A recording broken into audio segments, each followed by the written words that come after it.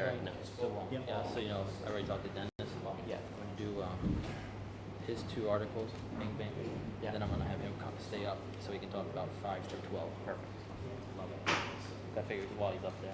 Yep. But we're gonna jump around. We're gonna do the appointments right away because Joan has a place to be, so she asked if we can move it up. So I said no problem. All good. And then there won't be an executive session.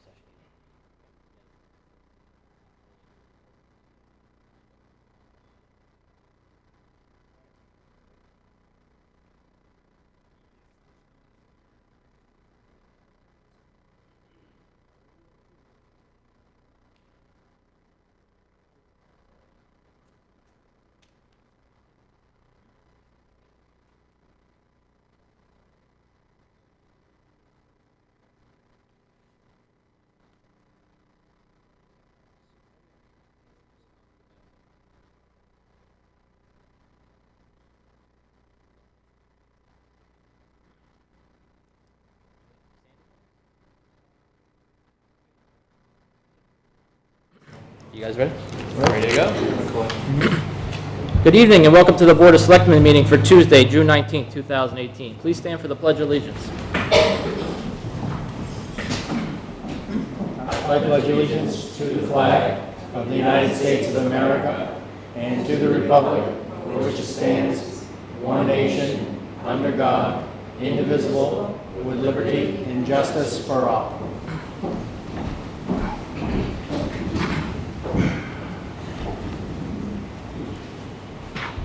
On tonight's agenda, we're going to discuss a new trench policy. We're going to review a water line agreement with Pulte Construction, approve some end-of-year transfers, consider appointments to vacant positions, discuss reforming the Library Feasibility Committee, accept donations to the Council on Aging, examine changes to possible meeting start times and public comments, and posting of a public information session regarding marijuana bylaw. What I'd like to do is I'm going to skip around tonight. We have 2 guests tonight. One has an appointment, so I'd like to bring up her appointment first. So, Mrs. Scribner, would you like to come forward? Come forward, please. So what we're doing now is anybody that applies for anything, we're just having them introduce themselves to the committee and the community. So, Great. My name is Joan Scribner, and I have applied to serve on the Community Preservation Commission. Ask why? It's probably because of my age. I need most preservation as possible. But in all sincerity, I have lived in the town of Upton, as you'll see from my application, nearly 40 years, and have spent a lot of years serving the town of Upton in a variety of capacities. Before teaching, I served on the school committee, the finance committee.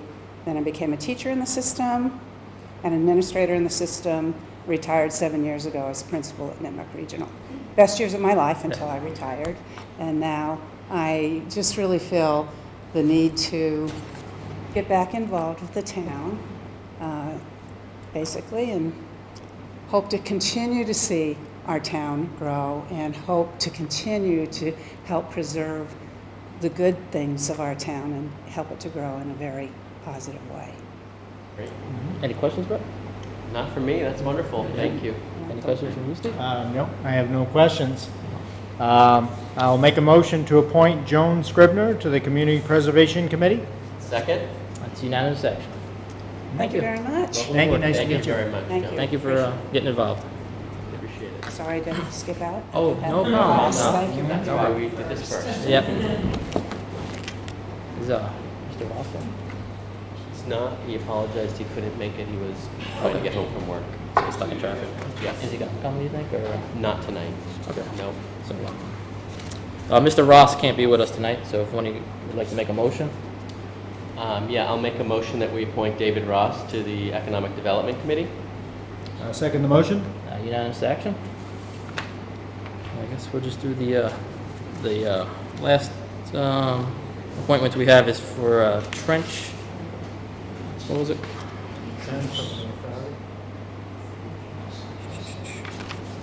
Trench Permitting Authority. I would like to see this motion a one-year motion, because with the hiring of the fire chief, and I would like also to have the town manager look into, see what department this falls best under, whether it should be under code enforcement, the fire department, or the DPW. So I think if we do like a 6 or a 1 year appointment until we can figure all that out, and then come back in. You guys okay with that? Okay. So you want to change the 1 year appointments? Yep. Okay. Do you need the names? So I make a motion that we appoint Patrick Roach and also appoint Stephen C. Johnson as trench safety inspectors Second that? For 1 year. for 1 year term. That's unanimous action. Okay. Backwards. Okay. Do we have some minutes to approve? Yep. Got it right here. Second. Make a motion that we approve the meeting minutes from Board of Selectmen from June 5th, 2018. I second that. All right. Making sure that unanimous action.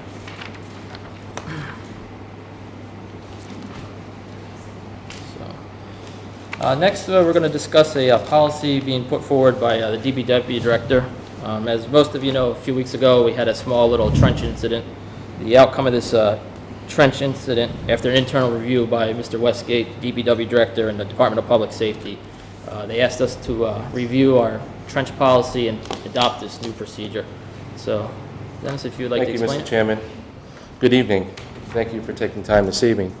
So you have several documents in front of you this evening for consideration. One of them is an actual trench safety policy that's been formatted with some assistance from Sandy so that it matches your typical policies that you vote on in town. The second correspondence that you have is an actual excavation and trench safety program, which is a written policy to be administered by the policy voted on by the Board of Selectmen through me. And the last document you have is a trench opening daily inspection worksheet.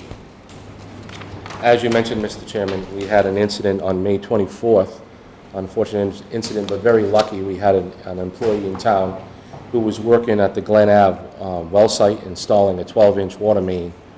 And during the process of the installation, the trench became deep as they came across a cross pipe, and they had to go about another foot deeper than they were going.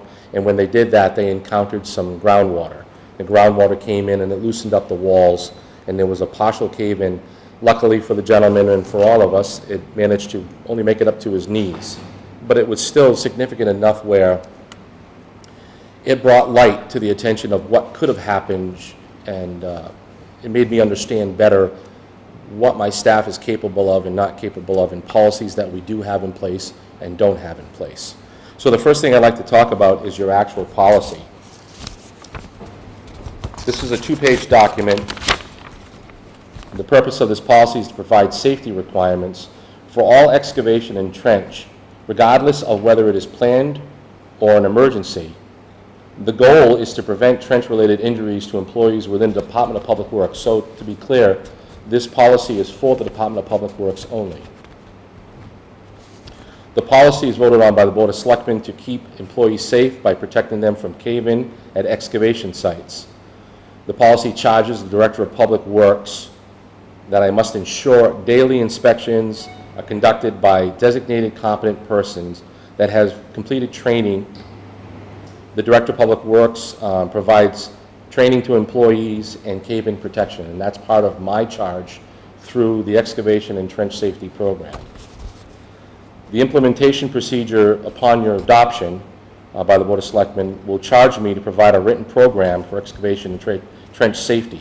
That's the second document that you have before you tonight.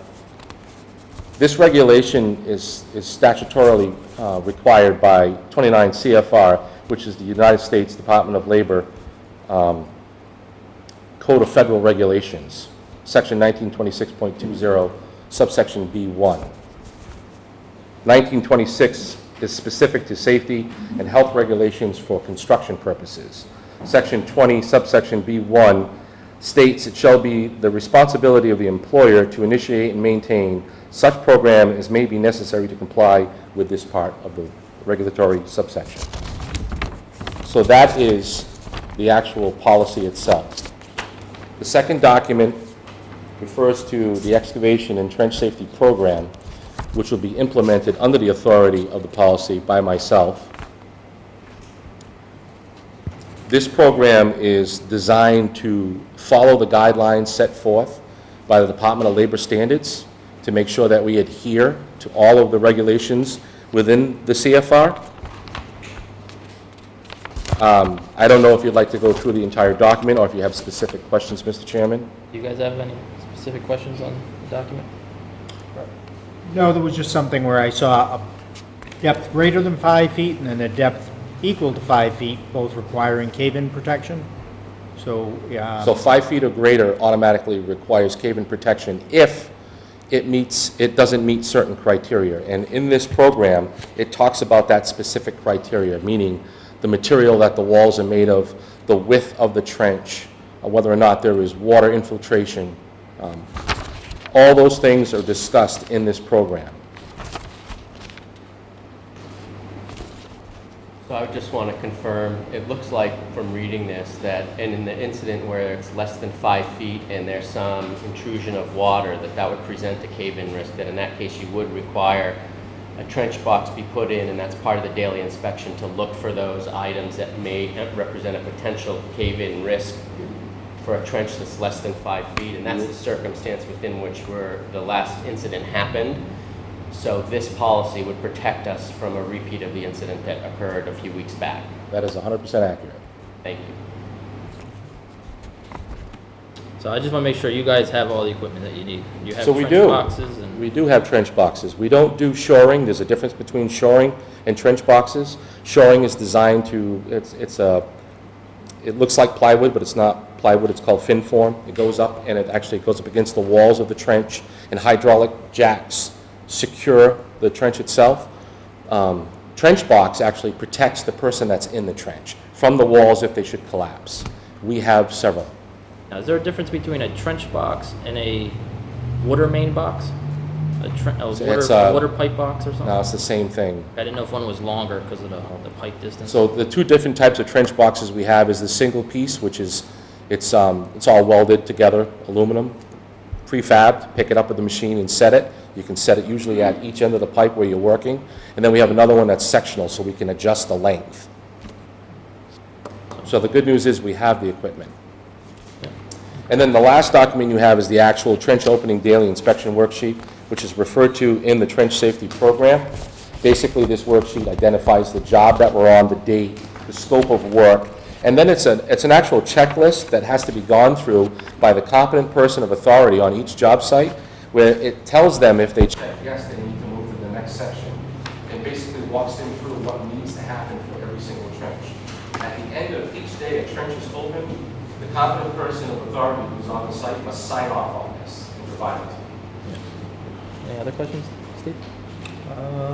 no, this looks very thorough, I will say. So, What's the definition of a competent person on site? I know we just appointed 2 certified trench inspectors, so is it one of them or is it somebody else that you designate, or how do you determine who that competent person is?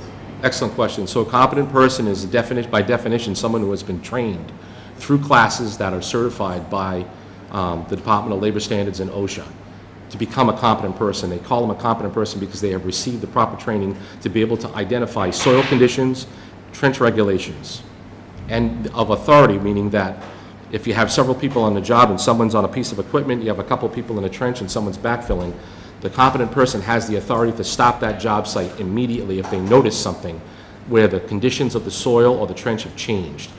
And the perfect example would be the one that you brought up earlier, the introduction of water.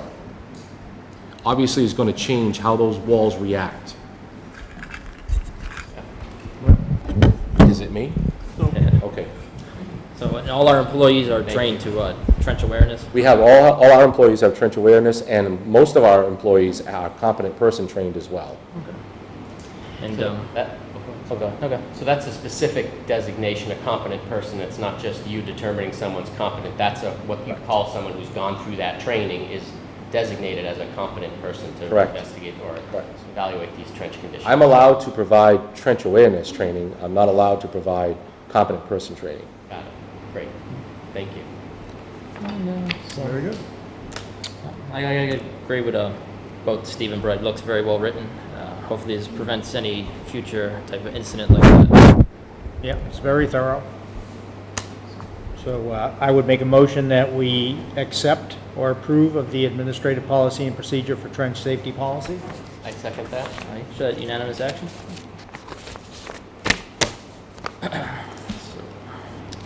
Probably.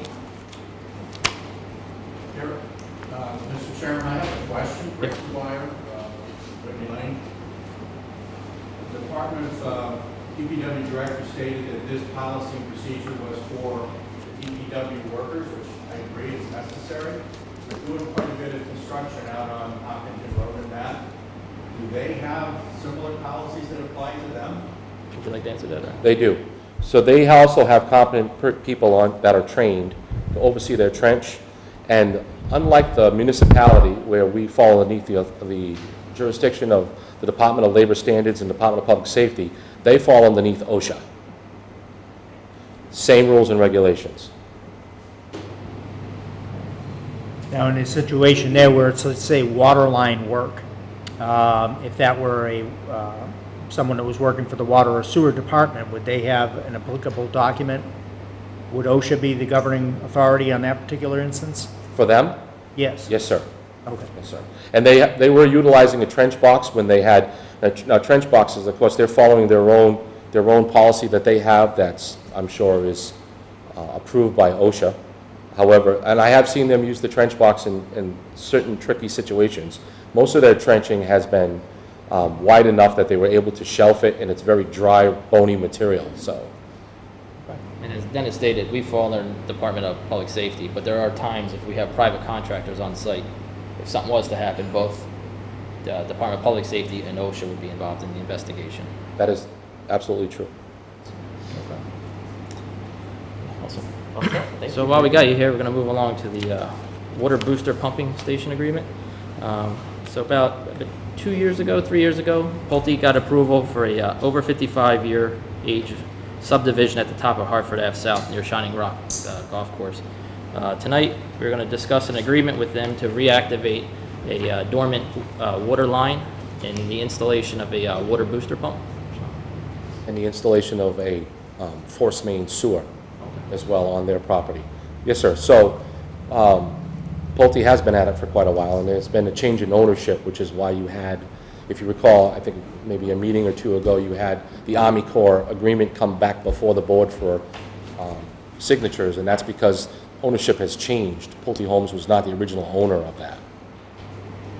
So Pulte Homes is putting in a 55 and older, 130 plus units, the top of Hartford Ave South. And their goal is to utilize the town's water and sewer infrastructure. They'll be augmenting our system by putting a water booster station in Hartford Ave South and running a main up that street to their 55 and older. They'll be putting a sewer pump station, force main, on site and improving and installing all their infrastructure. The agreement, basically before you tonight, identifies all that, and it puts into context and in written form the agreement between the town and Pulte on responsibilities and liabilities. At the end of the day, it is the responsibility of the builder to install, per our specifications and final approval, all of said equipment. At the end of the day, it is ultimately the town's responsibility. The town is the license holder through Mass DEP for potable water to the last tap. So regardless if it goes across private property, easements or whatnot, we are ultimately responsible for that water. So it only makes sense to be ultimately ownership of those lines and those pumping stations so that we can ensure that they're maintained correctly. Do you have any questions? Under 2J, it speaks about the operational maintenance and the annual service fee. Do we actually start collecting that the year that they install the pumping station? We start collecting that the year that they go, the service goes into effect. So as soon as they begin pumping the water, that goes into effect. The fee goes into effect. Okay. Any questions, Mr. Stems? Just to point out that the annual service fee that Pulte will pay us as part of the maintenance program looks like it's $12,780 a year. that'll be coming back to the town to maintain that water pumping station in the main. And it doesn't seem like a lot of money, but keep in mind, this is a very small booster station. It's underground, you won't even see it. Basically, there's a couple of hatches you open up, kind of like the one up on Warren Street, where we have that easement going up to the tank up above, Pratt Hill. And it's basically a couple of hatches with a ladder that goes down to some pumps. It's a very small infrastructure.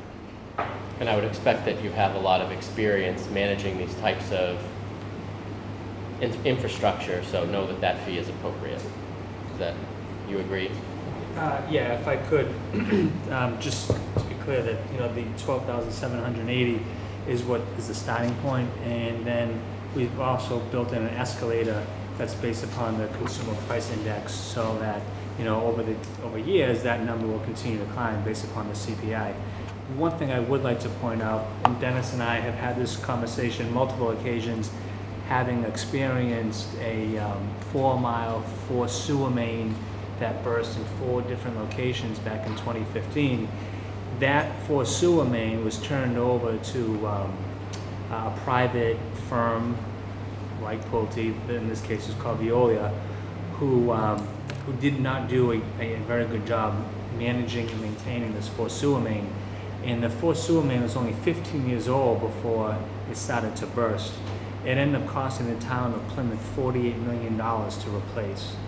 So when Dennis and I reviewed this agreement, having gone through that experience, we realized that we have the sophistication and the technical know-how on how to manage this. At the end of the day, we will always be responsible through our DEP permits. So we felt it was in the best interest of the town to have it, to use our forces to maintain and manage this main here. In addition to that, we always have the best interest of the town at heart, whereas a private developer may deviate from that as their priority, so. Yeah, that's a great Makes a lot of point. sense. You know, oftentimes the private developers, they're always looking at their bottom line, and that was in the case in Plymouth. Cutting corners isn't, it's not unlike them to cut corners. So again, we think, to your point, we have the best interests in mind and felt that it was the most appropriate approach to have our forces to manage the pump station and the 2 mains. Final question for me is how and when or does this agreement expire? It does not expire. So in 100 years, Pulte's still going to be paying us? Through their home ownership. They're going to set up a home ownership association. Got it. And through the home ownership association, they will be paying through that. Okay, fee. so it's not Pulte specifically, it's the homeowners association that they're establishing as part of this development that will be there in perpetuity, even though Pulte may come or go. That's that right. organization will Right. be there. Once Pulte, yes, I think they have to have 5 homes sold before they can create the HOA. Once that happens, they'll create the HOA and start collecting fees. Okay. Any other follow-up questions? For me? So, Thank you. this is being presented from the town to Pulte, not Pulte to us, this agreement? It was a joint effort, so. And they're in we- agreement with everything? all the They are, language? this is the final version. This has gone back for multiple months with council on our end reviewing this, and their council reviewing it, and Dennis and I negotiating what we thought was a fair price, given the workload that was ahead of us. And just a question for you, Mr. President. What is the life expectancy of a booster pump? The manufacturer will tell you 10 years, but you can get longer than that out of a booster pump. You can get 15 or 20, depending on what type you buy. And just out of curiosity, if that booster pump was to fail, how would the town boost the pressure to all the residents in that area? So the way we're looped together, we're one giant pressure zone. You don't have a multitude of pressure zones that are isolated in a loop system. So you can have almost instantaneous compensation for a loss and pressure from any one point. Any other questions? Take a motion? So we'll make a motion that they execute the contract? Yep. Town manager? Okay. I'd like to make a motion to authorize town manager and DPW director to execute the contract with Pulte, the agreement with Pulte. Second that? Unanimous action? And then while we got you here, we're going to jump right into transfers. sir. Specifically numbers 5 through 12. So But I think everybody's really interested about number 7. Well, if it would please the board, there's only 3 transfers, there's only 3 deficiencies in Public Works, so I can briefly go through each one of them if you don't mind. To everyone. Is that okay? Sure. Here. Okay, so the first one is for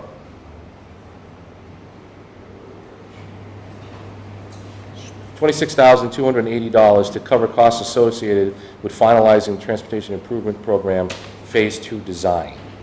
There are 2 articles that have been voted on by town floor relevant to the TIP program. One of them is $181,000. This article is specifically earmarked for compensation to the 130-plus homes along the TIP project that will be compensated for both temporary and permanent easements. Most of the easements are temporary. There are 13 permanent easements, and that's what the $181,000 is for. There was $121,425 earmarked for the contract for hiring the appraisal services. If you recall, we just recently signed a contract not that long ago for $105,000 and change with Donald Walensky to provide appraisal services for the TIP.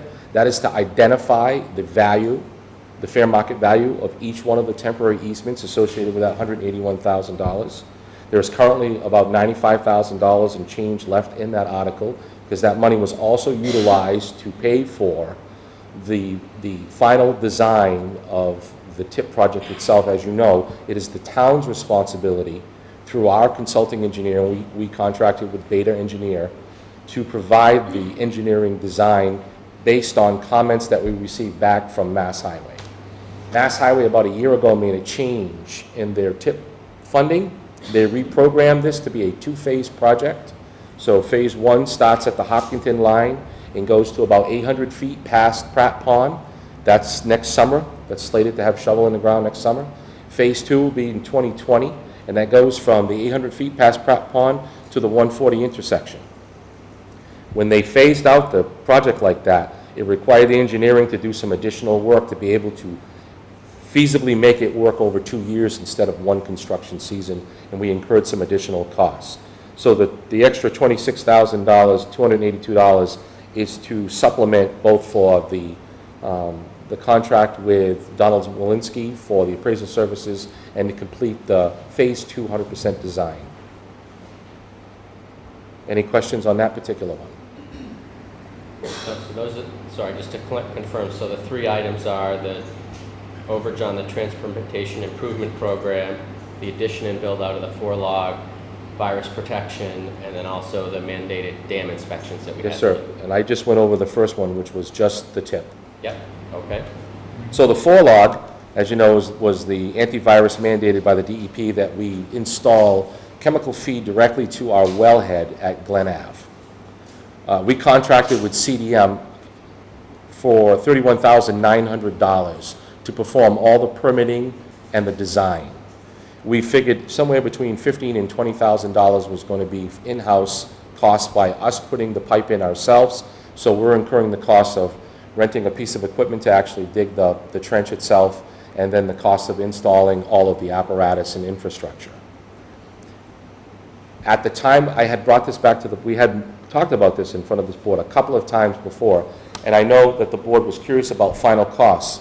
During those conversations, we had 4 concepts in front of Mass DEP for them to consider for satisfying the 4-log. Mass DEP had not given us their final answer. So it's difficult for me to pinpoint an exact price. They have since picked the one that they're requiring us to install, and now I understand fully what the costs are going to be incurred with this project. One hiccup that we ran into when we were doing the project is from National Heritage and Endangered Species. Happens to be an area where the wood turtle is located. And it is that time of year where we're supposed to be most cognizant of their location and keeping them out of the work area. It required some extra permitting. It required an extension on the contract with CDM for $6,960, moving their contract up to $38,860. So the $38,860 and the $20,000 for in-house repairs is just under $50,000. I'm sorry, just under $60,000. There is $67,130 in the unforeseen expense account within the enterprise fund itself. Speaking with the town accountant, because it's an enterprise account, whether we spend all of the 67 or we don't, it reverts back to the enterprise account. It doesn't become free cash. It can't go to capital projects for anything else in town. It stays within the enterprise account. His recommendation was strongly to move the entire amount because it wasn't that much more than what was required in case anything else came up that was unanticipated as we're doing this project as we speak, and hope to finish it the end of next week. So that is the request for that amount of money. I remember when you were in last time, your estimate was somewhere in the low 50s, 52 to 54,000. So between the wood turtle and Yes. obviously the other unforeseen, so the total project then you think is going to be around 62,000? Is that correct? It's going to be right around $60,000, and I'm asking to move the 67,130, which is the balance in the unforeseen. Right. And then it would, of course, if it doesn't get spent, it just stays right back in there. Goes into, it would become part of retained earnings within the enterprise account. Any more follow-up on that? No, I'm good, thanks. Thanks. That's an expensive turtle. Yes. I have pictures of them if you'd like to see. The last request is for the stormwater management account, and I'm requesting that we move $24,000 from 5 different line items within the DPW. The stormwater management article represents, I believe it's around $50,000 annually that we allocate for our street sweeping throughout the town, our catch basin cleaning, and anything associated with our NIPD's permit. This year, in particular, was our 5-year inspection of our dams that happened to come up. Prior to my arrival, money was earmarked out of that account for the dam inspections, and a contract was signed to have them done. It's mandated, it had to be done, roughly $27,000 and change. But what it did is it put the account itself into a deficit because we're doing our normal NIPD's stormwater management in addition to the dam inspection. So I'm requesting from 5 different line items within the Public Works Department to supplement $24,000, which will make up the shortcomings in that account. The reason that there are 5 different line items is because the Public Works Department does not have very large line items, especially this time of year. So I've tried not to zero anything out in anticipation of 2 weeks left in the fiscal year. I tried to leave a balance in those line items. It was difficult. It required me to go to 5 different line items. Any follow-up? I have nothing. Ms. Thomas? No, I mean, this sounds to me just like a manager managing your accounts, right? So you have a series of accounts that you've got money in allocated for various things, and this is just shuffling it around to make sure you're covering deficits and leaving some money where you need it and Correct. standard stuff. Okay. That's good. Okay. Derek, are you going to speak to the rest of the transfers, or? I can speak to the rest And of then we could just do one motion, unless you guys have one of these you want to hold. Nope, that works for me, I think. Sure.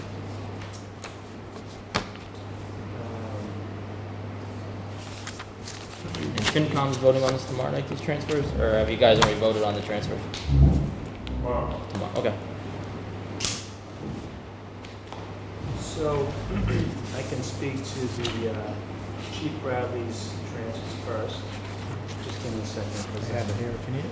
Yeah, I have. I'm just trying to scroll through this in the same paper. So the first transfer is under transfer number 1, police building maintenance for $2,000. As you can tell, the chief's transfer is primarily just to make sure that he doesn't, and him and I talked about this, that he doesn't go into deficit towards the end of the year. So he's really doing this more as a preemptive strike to make sure in case there was something to happen in the last few weeks of our fiscal year. So requesting to move $2,000 from the police building account, police building maintenance account to utilities, again, to cover any utilities for the last month of the year. Additionally, Chief Bradley is requesting to move an additional $1,000 from the maintenance to the cruiser maintenance. Again, he recognizes that he has $25 remaining in his cruiser maintenance account. And again, we don't know if there's going to be any unforeseen maintenance issues that may arise in the last couple of weeks. $1,000 from the ambulance service supplies to fire department building maintenance for similar safety measures. And then lastly, another $1,000, again, from the ambulance service supplies, just to the general expense. So those are Chief Bradley's requests. I can talk then about the veterans' request, $800. There's been a short deficit. We have 5 eligible veterans here in town that receive benefits. Historically, we've provided benefits to just 4 residents, so we've increased that number by 1 in FY18. So that's caused to have a short $950 budget gap to cover those costs, those benefits provided to that 1 additional member. And then, as a note, just so folks know, the state does provide reimbursement of 75% of all benefits that we provide. So we'll see that in next year's cherry sheet, that 75% come back to the town. Due to a merit increase, a longevity increase, we were over this year by $478. So requesting to move $470 from the merit account over to the longevity account under the personnel board. And then lastly, we were before you a few weeks back to transfer some money into the medical testing. Again, we've hired a lot of people this year. And as you know, part of our pre-employment screening, we do certain testing and drug screening. So to be safe as we enter the last few weeks of the fiscal year, we're requesting to move $500 from the town council line over to the medical testing line. Questions? I just have an administrative question. I'm not sure who might know the answer, but there's a lot of detail in here that we got from the department heads about the transfers. Is this available as part of the packages for the meeting, for the public to consume as part of the public record? It's on the website. It's on the website, so all this stuff is on the website? It's on the website. Okay, so if people have more questions or about specific line items, there's a description in there about what each of the line items are. All of that is on the website. Perfect, great. And great point. So that's a little bit different than the first round of transfers where we were just requesting and made more verbal requests. Talking to Mr. Flaherty, of Finance Committee Chair, we thought it would be best to provide a narrative, so both the Finance Committee, the Board of Selectmen, and those in the community could read that at their leisure. Yep, that's great, and I want to make sure folks watching knew that. That's wonderful.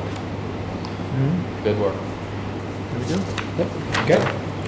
I'd like to make a motion that we approve the following year-end transfers. $2,000 from police building maintenance to police utilities, $1,000 from police building maintenance to police cruiser maintenance, $1,000 from ambulance service supplies to fire department building maintenance, $1,000 from ambulance service supplies to fire department general expenses, $10,000 from town council to DPW consultant, $16,282 from insurance to DPW consultant, $67,130 from water unforeseen expense to water capital outlay, $7,000 from DPW vehicle fuel to DPW stormwater, $3,000 from DPW expense to DPW stormwater, $3,000 from highway material to DPW stormwater, $9,000 from oil paving to DPW stormwater, $2,000 from parks general expense to DPW stormwater, $800 for veterans expense to veterans benefits, $150 from town council expense to veterans benefits, $478 from personnel board merit bonus to personnel committee longevity, and finally $500 from town council to medical testing.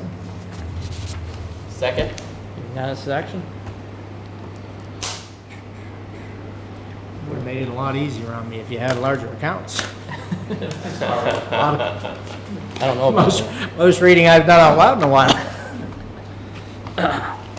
Let's see. The next item on our agenda is the possibility of reaffirming a library feasibility committee. I believe at the last library trustees meeting, they voted to reconvene the library feasibility committee. What they're asking of the board is if we'd be interested in appointing one or more of our members to the feasibility committee, just open it up for discussion, see what you guys' thoughts are. I saw this and first thing that popped in my head was we just actually dissolved the feasibility committee for the library. So I was curious exactly what scope they were looking for in this particular study. It's actually, I looked it up before the meeting. It is in, if anybody would care to look into it, it's in our 2016 annual report. And it speaks about a feasibility committee and actually it draws some conclusions at the end. So this is a little ambiguous. I was kind of looking to see exactly what they are looking for. I actually got what they're going to task this committee with. It's going to be for possibly a full renovation, access improvements, no action, or a discovery of some new alternative for the library facility. So that was going to be the task of this total committee. You know, and then I was thinking it would be kind of helpful to see what the findings were of the previous committee before we task a new committee with a new charge. So I guess, you know, I'm a little apprehensive. I'd like to kind of, you know, maybe meet with them at a future meeting and really see where we've been with the previous meeting and the previous committee and, you know, exactly what we're looking at here. Again, even that description, for me anyways, is a little bit broad in nature. The only thing I would add is it's been my intention since getting elected to go and meet with the library trustees to understand what exactly their priorities are, where they were, because I'd heard some things over the past year or so that they were looking at, you know, renovations versus they've had trouble finding land, they've had trouble finding a facility, so it's difficult for them to find space. So there was some discussion around them being interested in doing a renovation of the existing Racine building for them to use, and I wasn't sure where all of that stood. So they have, their next meeting is on July 9th, and I was planning to go to that meeting, so I would say one of two things. Either I can go to that meeting and bring an update back to the board here, or we can invite them to come to our meeting to answer the questions that you may have, Steve, specifically. And then once we have that clarification and that understanding of where they left off when they last disbanded the feasibility committee and what's going to be different this time, once we have a clear understanding of that, we can decide how we want to engage. I am actually available July 9th too, so if we'd like to maybe ask them to put us on their agenda. I'm not sure if you're available July 9th. Yeah, and as you said, that's really, I think, what's in the back of my mind is you hear so many different ideas. Right. And I almost feel like, as a board, I don't want to say we're the last to know, but we're definitely not the first to know. So I think it'd be helpful to really, you know, get a good beat on this and see where we're at. As you said, is renovating that building, looking for new space, you know, from a square footage standpoint, what exactly, you know, what have we looked at in the past and what are we looking at in the future? That's kind of what I'm thinking. So, yeah, I think inviting them here might be a good idea. We can either invite them to our next board meeting, or we could see if we can go that day. Yeah. So if you want to reach out to them, if you wouldn't mind. Yeah, so I guess so I'm clear, the board wants to meet with them on July 9th, or at least be on their agenda to have this conversation. And so I'll talk to them about being on the agenda. Well, and we'll just have to post it, because we're obviously going to have at least 2, maybe 3 members, so we'll have a full quorum. So we can arrange for that. So you're going to attend their meeting? Well, we are scheduled for the 17th. I don't know if it would make sense to invite them on the 17th. Maybe. We see if could- Yeah, What do you think? like logistically, what's easier? Obviously, we're going to be here Well, I for think our meeting, but if we have invited to ours, then it's televised. yeah, And you've been Other saying let's people get do it. other people to hear it, so it's probably better to. that may be better, and as long as we give them advance notice and they know they can have a discussion at their meeting on the 9th, knowing that they're coming to create a clear sort of sense of what they'll know what some of our questions are. We can pass along some of our questions through you, Derek. Sure. And make sure that they're prepared to address those when they come here on the 19th. Yeah, we can arrange for Right. that. Yep. Does that work? So we'll invite them to the board to this board meeting on the 17th. On the 17th? Yes, sir. Yes. Okay. Yeah. That's Yeah. Makes Good. sense. You don't need a motion or anything? No, we'll just put it on the agenda. I'll handle that. Good. Great.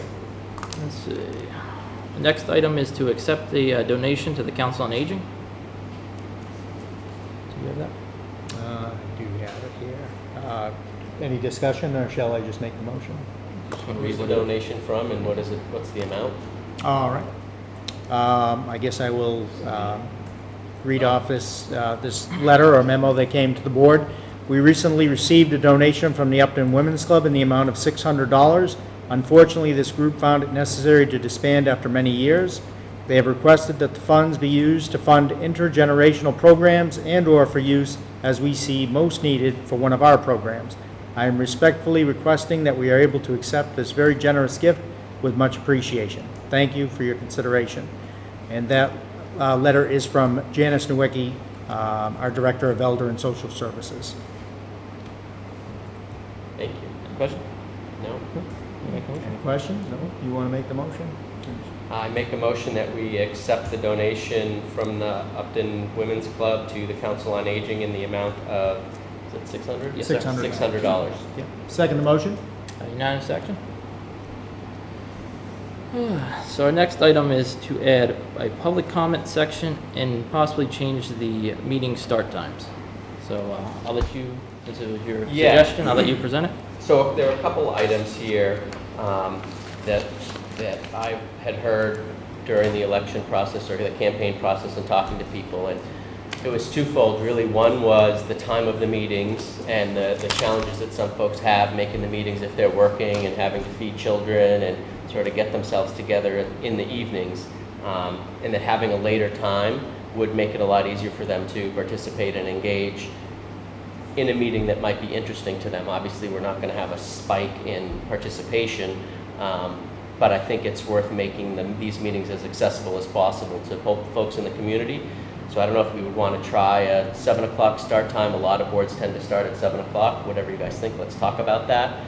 The second thing was having public comment. So I just quickly looked around at some of the surrounding communities. I think I looked at Grafton and Hopkinton and maybe Mendon, and each one of them has a public comment at the beginning of the meeting.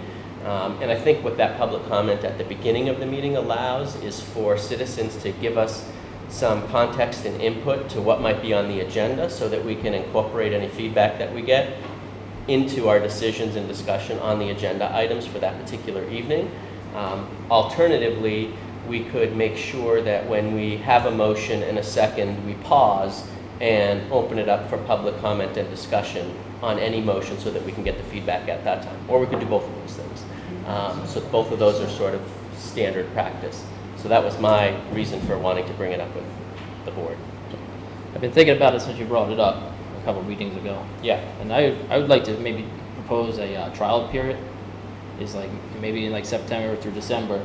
Yeah. We do one of our monthly meetings starting at 6 and the other one at 7, and actually see if there is an increase in attendance. And then I also talked to the Selectmen in Hopkinton. They do have a 7 o'clock start, but they do all their executive sessions at 6 p.m. So the town employees aren't here till 10, 11, 12 o'clock at night. So That's great. I love that I'm not idea. sure how you feel. Yeah. Yeah, I think that anything, certainly, we have actually a pretty good crowd tonight, and it's nice, when you have a meeting, it's nice to see some participation, nice to see friendly faces out there. So if this is something that will help and draw people to the meetings, I'm all for that. I think that's a good idea, and I'm just not sure if, moving to 7, maybe we try 6:30. We try, as you said, maybe we try moving it around a little bit, see if it makes a difference. We could go right to 7, we could try 6:30, I'm not sure. Again, as you said, Mr. Chairman, maybe we move it back and forth and see if we see any sort of an increase or get some feedback from people and see if they like it better at one time or the other. Because I personally haven't heard anything, so. Yeah, no, I think that's a great idea, and I think, maybe there's some more structured way to get some feedback from people, because my concern is that if we change the time and do a trial period to see if more people come, if there's not anything on the agenda that's more interesting to people, they're not going to show up, but that doesn't mean that it's not a good idea to keep it at a time when more people can get engaged should something come up. But again, I'm open to anything. This has been a long-standing tradition of how these meetings are run. So it's, I'm respectfully suggesting that we try something a little different, and whatever that looks like, is progress to me. I don't think we really need to make a decision tonight. We just have some ideas, and maybe we just talk to the town Yeah, manager. maybe just let the general public know that come September, we'll try to move the start time. Maybe, we'll talk about it at our July and August meetings. Yep. But I think that we'll just put that out there now so people will know to listen for that.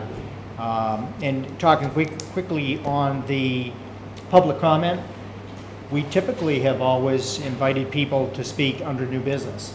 I don't think it's going to make a big difference myself one way or the other. I have no problem putting that in. I was thinking it might make good sense to put it in right after new business. And my thinking is if people want to engage the board and have some dialogue back and forth, they can bring up a topic under new business. If not, and they want to make, as you suggested, maybe a comment or a criticism or a critique or whatever it may be, or something going on in the community that maybe they think needs to be addressed and don't want a response from the board, they can bring that up under public comment. So they'll be back and forth, and somebody could, in theory, speak at both. They could speak under new business, and then also, if we put public comment in, they could make a statement with no reply from the board.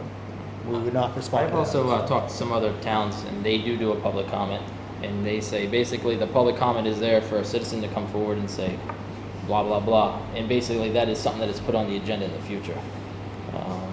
From what I understand, is we're technically not allowed to do the back and forth if somebody comes up with something because it's not posted under new business. Yeah. Well, you can't deliberate and then take a vote under new business. It has to be a posted agenda item in order to take that formal vote. But I'm 50-50. I support it, and whether it's in the beginning or the end, whatever. Yeah, I think the advantage of having it at the beginning, which is why I suggest that, and I think why those 3 surrounding communities do it and why most communities do it that way, is out of respect and courtesy to the people that want to come and make a public comment. If we have a 3-hour meeting, they don't necessarily want to sit here for 3 hours waiting for some arbitrary public comment period that they're not sure when it's going to happen. It's kind of a moving target. But if they know it's at the beginning of every meeting, they know, hey, if I show up within the first 10 minutes of the meeting, I'm going to be able to say my piece, and then I can leave if I need to leave. But I definitely agree with you, Steve, that it needs to be clear that that public comment isn't a dialogue, it's not a discussion, it's a way for the community to express anything that's on their mind about any particular issue. We can even set a limit on it, and say, I know a lot of towns do this, say, you know what, there's no dialogue, it's not a Q&A, it's not a back and forth, it's not a discussion, it's a one-way sort of opportunity to speak, and it's limited to, say, 5 minutes or whatever we decide, and that way there you avoid someone coming in and going on for 45 minutes on something, and taking up a lot of people's time that may not necessarily be interested in a particular topic. So, and we could always do that at new business. If somebody did want to come and have a longer conversation, then we could add an agenda item and obviously open it up to taking more We can time to invite talk them back about to it. the You can meeting invite them in back, or 2 there's, weeks. we want to get that feedback, it's Right. just that out of respect for the community, we don't necessarily, I think setting a limit is a good idea. Yes. Do you know if there's any communities that have like a policy regarding this? I don't know goals or offhand. yeah. I know there's a number of communities that have rules around public comment. I don't know if they're written, but I certainly can reach out to a bunch of Can we communities. draw up and see if- something I before would we love implement that. it? And like Yeah. what you said, they Yeah. actually maybe say the time frame, da, da, da. Exactly. And I think that way there, it's also being respectful of people that are coming to make a comment, is they know, This here's is- what the rules of the game are, and so that it's clear to everybody, there's consistency, and we can sort of, make that readily available to folks that are making public comment. So, just ask you to draw something up for the next meeting? Yep. Yeah. Okay. And then, with And then both. we could kind of try it either way. Again, we Exactly. could try it at the end of the meeting. Yeah. As we're varying our start times, we That's could right. also vary where we plug it in. As long as it's there. Yeah. And we'll see how it goes. Yeah, no, that's great. And I think we start all that in September to get through the summer when it's slow, and Yeah, we start in September to give us some time to put together the policy and think about what we want to do for the kind of fourth quarter of the year. Great, Okay. So, Makes sense. thanks. and then our last agenda item is the discussion of scheduling a public discussion on establishing a marijuana bylaw. I believe it was last Tuesday, the Board of Selectmen and the Planning Board met along with our attorneys, KP, and we discussed all the bylaws out there and how to create a townwide marijuana bylaw. What we learned the other night is this is still evolving every day between all the commissions out there. But we felt it was important to invite the public out and have a public discussion on this because there's so much misinformation out there. So what we're looking tonight is to make a motion to authorize the town manager to create some discussions, public discussion dates. Yeah, I would just advocate for having a public informational session as opposed to a discussion. My fear, I mean, I think you can have questions, but what I don't think we want to do is replicate what would happen or will happen on a town meeting floor, where you have people coming up and arguing different positions and taking the time to do that. That's not what this is. We're not trying to create agreement amongst anybody. We're not trying to change anybody's opinion. What the goal of this what the goal of this informational session would be to give everybody clarity and understanding of what the issues are, what the nuances are of the marijuana bylaws, the marijuana statutes, the state laws, et cetera, so that people understand what the situation is and what the distinctions are within the various bylaws, and then can formulate an opinion to bring to the town hall meeting floor. I don't think we want this to be that. I think we want this to be an information session, a Q&A to ask questions of the attorneys and the police chief and whoever else might be there, the experts that will be there, to get an understanding, but not really have a public discussion per se. It's to help them make an informed decision versus a rumor mill discussion or a Right. Facebook. It's just to give people facts. Right, it's really a forum. It's Yeah. going to be a discussion Yeah. forum because, Yeah. as you said, there's many different facets to the law and different, from medical to recreational to Yeah. transportation, there's many different parts to it. So I think it's important, we want to make sure that we're letting the people know, but also getting the feedback back from the people. So I think that's important. So it may take more than one meeting, so. And are we aiming for September? After the summer. Yeah. I would think Everyone's so. back from Yeah, vacation, and make sure- school's back in yeah. session. But we want to make sure it's enough time that if we need a bylaw or something for the fall town meeting, that people have enough time to, Right, because the planning board is going to need some time to adjust their bylaws.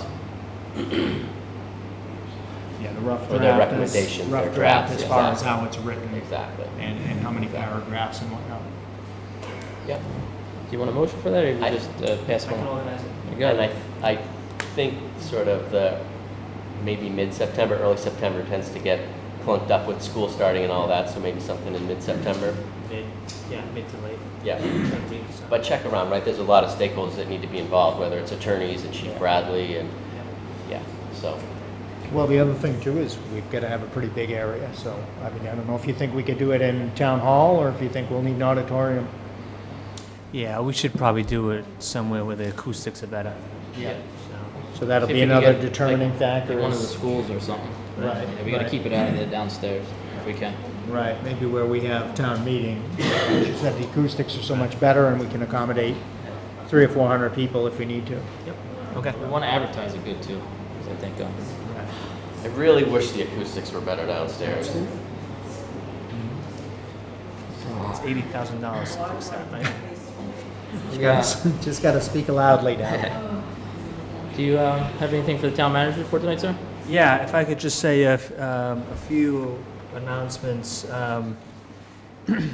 This Saturday is the Hazardous Waste Day. The Board of Health, you have one of these in your packet. Yeah, we have it. The Board of Health is holding their annual Hazardous Waste Day this Saturday from 8 to 12 at the DPW. We think we've tried to broadcast this. I think the town crier has carried this. We have it shown on our website, and we've sent it out through social media. So I think we've just mostly resent it, again, just to try to let folks know that Hazardous Waste Day is coming. It's free of charge for a lot of the items. There are some items that you'll have to pay for. But again, it's something folks should know about and take advantage of. Additionally, on Saturday, the Upton Men's Club will be hosting their annual fireworks display, and that'll be held at BBT from 4 to 10 p.m. Again, want to thank the Upton's Men Club for all the work that they do in trying to provide various activities here in town. I'm pleased to report that Ms. McElrath is working on the online electronic permitting system. It's been going for about a year now, and we're getting closer. It is expected to go live on July 31st. Again, that's a tentative date. But so folks, so that folks do know, that is an online e-permitting system that folks will be able to go online and file for a building permit, a wiring permit, a plumbing permit, a Board of Health permit, fire prevention permit, and even dog licensing. So I know some residents have expressed their concern that they haven't received their dog licenses as of yet this year. One of the major barriers and challenges to not receiving physical dog license is the conversion of over 800 dogs converting from the old system to this new system. So a lot of things are happening in the technology world, thanks to Kelly and the folks that she's working with. As far as the water main update, I think we all know about the water main construction project started a few weeks ago. The last couple of weeks they were working in the evening. They've stopped that as of Sunday. Now they're going to go back to the day shift, and that's from 8 a.m. to 4 p.m. on most days. For the next 2 weeks, they're going to focus on installing the bypass. So before they remove the old water main, they have to install a bypass and then make those connections to each one of the homes. So we have almost 100 homes that have to be connected, so that's going to take almost 2 weeks for that to take place.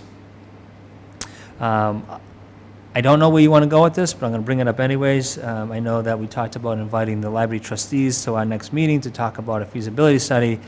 I was hoping that the board would want to entertain having the emergency management director come in to do a small presentation. There's a lot of things that are happening in the emergency management world.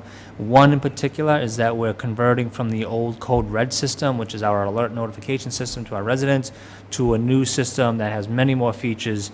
It's called RAVE. And we really want to start this conversion on July 1st, and we want to promote it, we want to advertise it. So I was hoping Mr. Kemp would come in and talk about that new system that we're rolling out with Chief Bradley's.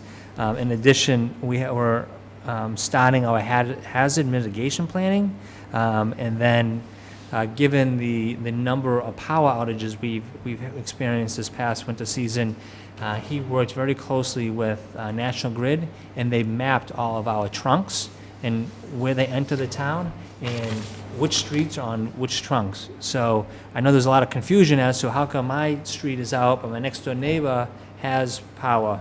It usually has to do which trunk you're tied into. So I asked him to also kind of share that new information so that we can promulgate that information to the community so they kind of know where they stand if there were to be another power outage in the future.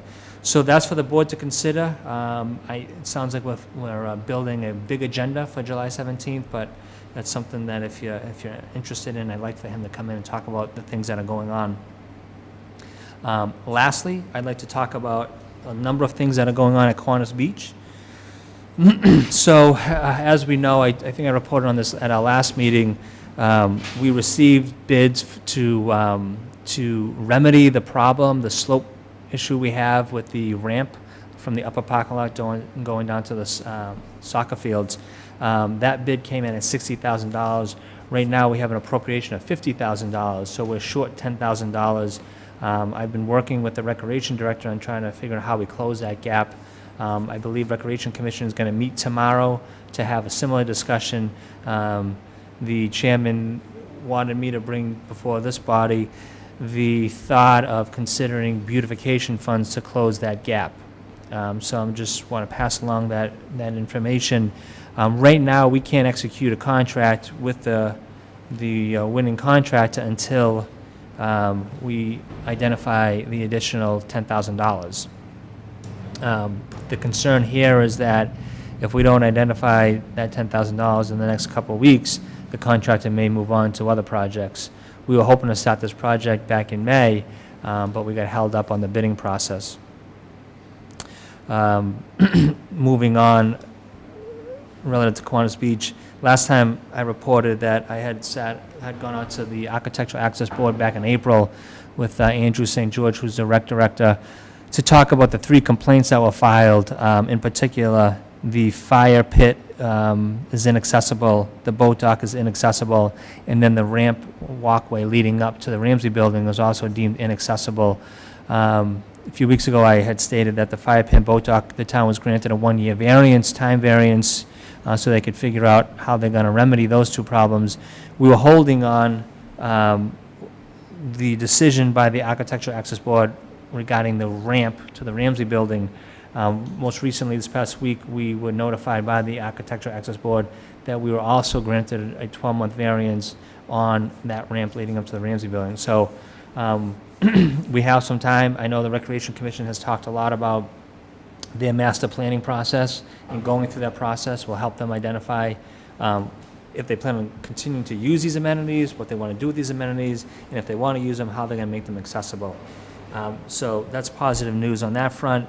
Not so positive is most recently there's a gatehouse that was built at the entrance of Kiwanis Beach Road. Actually, the recreation area itself. The building itself is accessible, so it meets all the standards of height and width as far as the entrance and the windows. There is question about the slope of the parking lot that leads to that building, or the gatehouse. So again, talking to the recreation director, he is engaging the Center for Living and Working on that. They have given him some suggestions on how the town can remedy that slope. So I asked for them to have a site visit so that myself and Andrew St. George can both be in attendance, so we can make sure that once we open that building, that it's in full compliance with any AAB standards. So there'll be more to come on that, but hopefully we'll have that meeting within a week or so. Do we have any updates on our transition plan? With some grant money, we had something going on that. I don't know where we stand time-wise on it. The Recreation Commission, they went through a transition planning process last year, so they have a transition plan. That was, the assessment was done, and the plan was developed by the Center for Living and Working out of Worcester. And so it's that transition plan that's identified a number of areas that need to be upgraded. Some of these have been identified, I talked about a little bit today. The gatehouse was one on the transition plan that was identified as an area of need. And I'm not speaking for the Recreation Commission, but I think because that was an area of need, and it needed some severe upgrades, they decided to try to move forward with that. And again, the building is in great condition. It meets all the standards. We just got to resolve the issue of the parking lot that's adjacent to the building. So once we get over that hurdle, we'll be in good condition there as well. You know how much the gatehouse cost? The gatehouse was $7,000. And was there permits pulled for this to be built?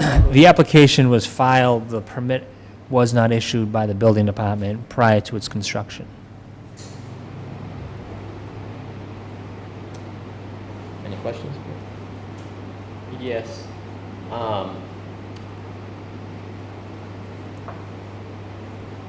This building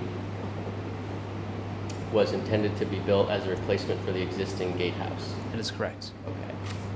There's been some accessibility issues identified at Kiwanis, clearly. What's the process by which any department or committee or commission in town would ensure that whenever they build a structure that's going to be owned and managed by the town, that it is accessible when it's built? Because I think people understand that historically there was less focus on accessibility issues over the past 100 years. Mm-hmm. We've gotten to, so there's a lot to be remedied in town. There's accessibility issues all over. This is no different for Upton than any other state or town. But I think at a minimum what we can do is make sure that any new structures that are built according to the ADA laws that exist, or the regulations that exist. So what's the process by which we ensure that we don't continue to create and build infrastructure that we then have to go spend more money on to remediate an accessibility issue? So So just to answer that question directly, the process that should be followed is that any type of construction requires a building permit. And with a building permit, you need to submit a set of plans, and part of when you submit your set of plans is also a site plan review. So, you know, we can't be narrow focused and just looking at the building construction, but we have to look at the site around it to make sure, again, you know, we've all learned our lesson, that we meet all the proper slopes and grades. The building inspector is responsible to ensure that anything built in town, whether it's a municipal project or a private project, the building inspector, it's his job to make sure that it meets the Architectural Access Board standards. So everything should be submitted with the building inspector. Everything should be reviewed. A permit should be issued prior to any construction, both public or private. Additional to that, before you get to that process, as far as municipal, because you also asked, what about boards and committees? Boards and committees must follow the procurement process. So it's very clear, state law, relative to procurement. And so when the boards, through me, I'm the procurement officer for the town, and through me, we work on bids and requests for proposals together to ensure that, one, that we're awarding tax dollars appropriately, but just as important, that once a contract is executed, once that contract is executed, that contractor would then file for the building permit. So again, it's a two-step process, starting with procurement and then moving to the building review process. So step one is to get a permit, Right. to ensure that, and then you do a site review. So the permit review process or the permit issuing process includes an assessment of the actual design as well as a site review of the location. That's right. So in this case, a permit was requested and reviewed. Did it follow that process, or was a different process followed? So the contractor filed the application for a permit, did not receive the permit. The building inspector did request additional information, like the layout of the building, where it would sit on the portion of that land. There weren't any slopes or grades. There weren't any of those elevations submitted during the initial application process. So legally, that construction should not have started because there was no permit issued.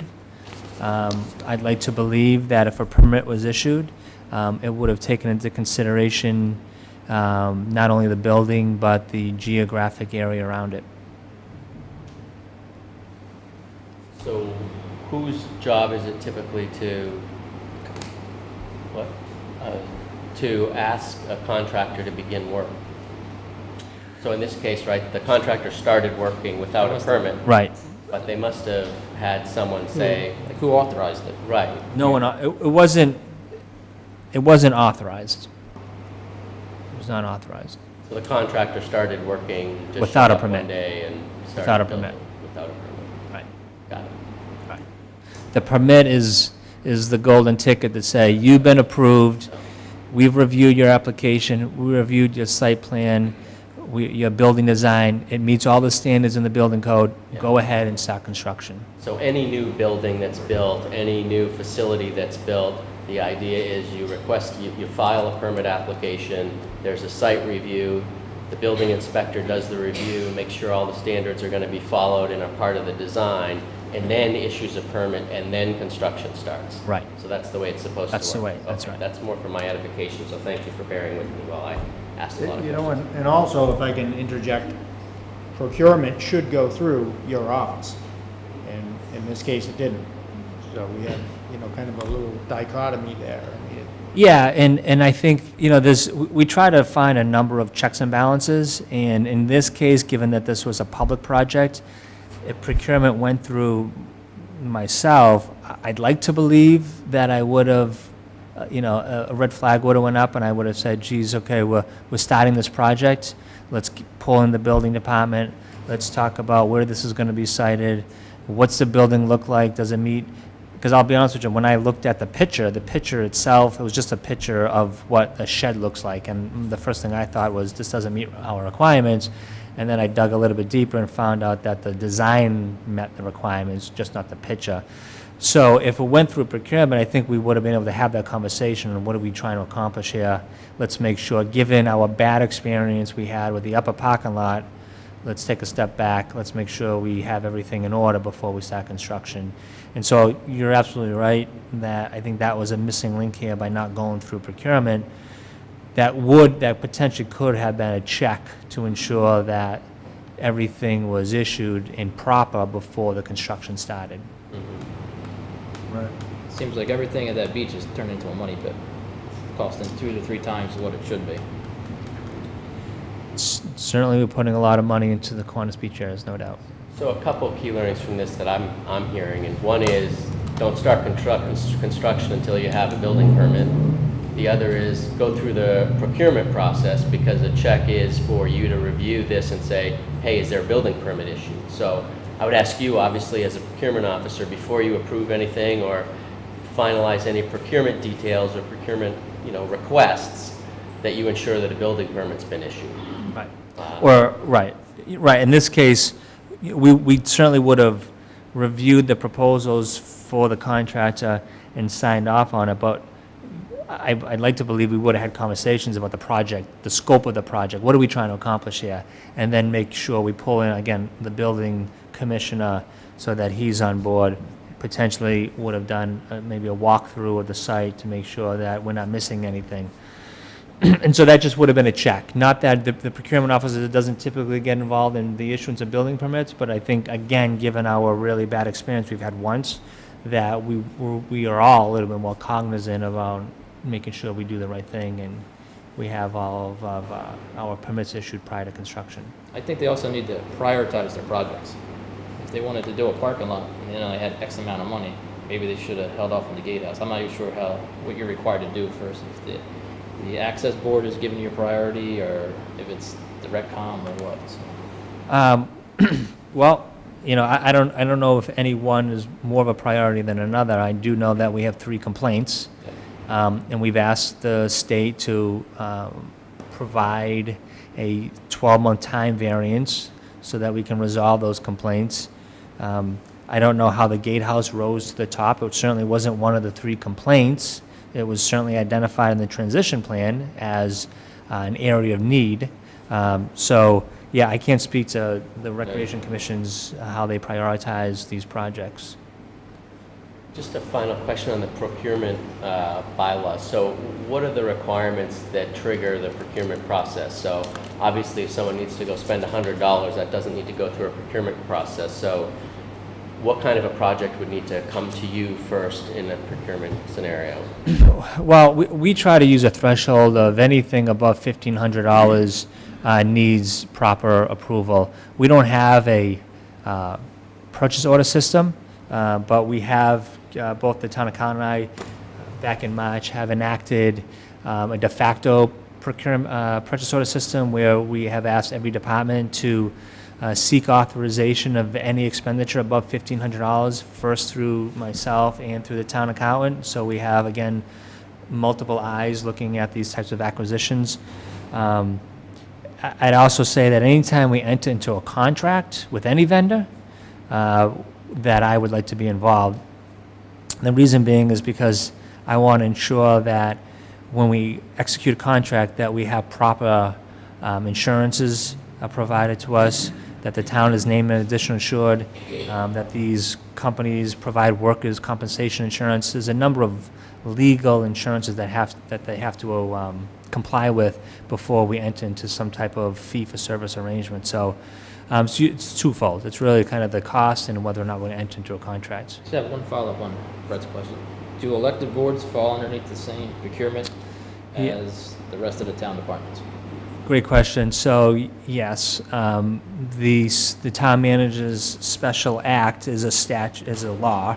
And in that special act, it names the town manager as the chief procurement officer.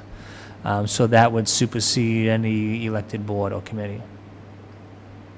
So even elected boards need to run their procurement according to the policy set forth by the procurement officer, which you guys have stated is anything over $1,500 needs to go through this process and come through the town manager. That's right. And the town, to the town's credit, before I got here last summer, developed a financial policy, hired a consultant to come in, understand the town's policies and understand the town's practices and turn those practices into policy. So every board and committee and department I believe has received that financial policy. And that expels out procurement. Our town accountant has sent out additional procurement information throughout the fiscal year. So, and we've had one-on-one conversations with folks. So I'd like to believe that everyone truly understands the town's financial policies and procedures. That's great. So other organizations like the library, for example, or other groups in town know the policy and know that they should be following it. They have all been given those policies and procedures, yes. Everybody's gotten that. That's Okay. right. Great. Any more follow-up on this? No, I was just going to make a statement that, it's very disappointing that, we have a new problem at Kiwanis Beach when we haven't really solved any of the past problems. So hopefully this will get resolved without too much turmoil. Yeah, my hope is to meet with Mike Kennedy from CLW and the Recreation Director so we can try to resolve this as quickly as possible. Again, summer's in front of us and we want the beach to be open for our youth. We want the parking lots to be open for our youth, so these are just more barriers in front of us. Just a request, if I may, Derek. If there are any site walkthroughs or site visits that are happening up at Kiwanis, please make sure the board is aware of those Sure, in advance. I will do that. Thank you.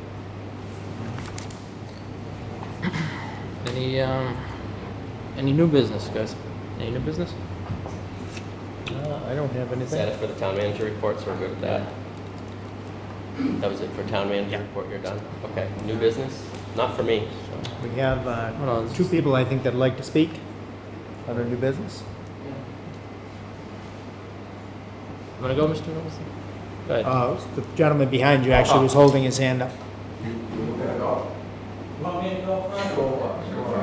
that okay? You can go first, sir. Sure. Mr. Robbins. It's going to be a